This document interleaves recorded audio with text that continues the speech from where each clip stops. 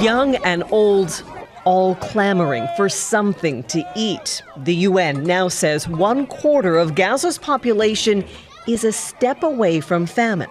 The people in Gaza need a break. They need aid.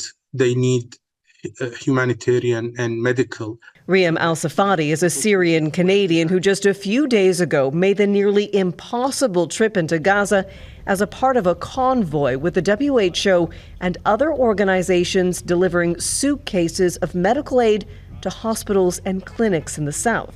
The demand inside is huge. I have been to a couple of hospitals and they are in dire need. Even the medical staff are malnourished. El-Safadi helped deliver the basics donated from Canada and Egypt, including gauze, bandages, painkillers, and antibiotics. But he says it wasn't nearly enough. Let it be clear, it's a drop in the bucket.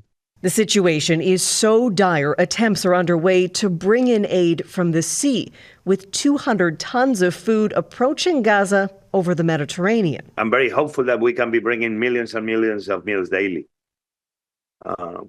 We may fail. Many things still may not allow us to be successful on this mission. Jose Andres says the biggest failure would not be trying.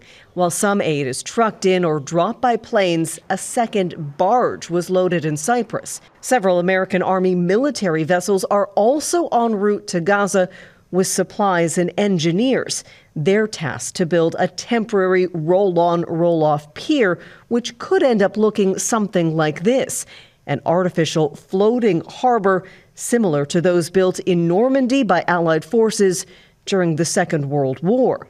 But in this conflict, Chuck Schumer called the Israeli Prime Minister one of the major obstacles to peace. Who has all too frequently bowed to the demands of extremists like Ministers Smotrich and Ben-Gvir and the settlers in the West Bank. We cannot just parachute medical aid or aid from the sky, at the same time continue on supplying weapon and arm and bombs that will kill civilians. Ignoring outside pressure, Benjamin Netanyahu met with soldiers, telling them they will keep going and enter Rafah, saying Hamas must be eliminated for Israel's security. Crystal Goomansingh, Global News, London.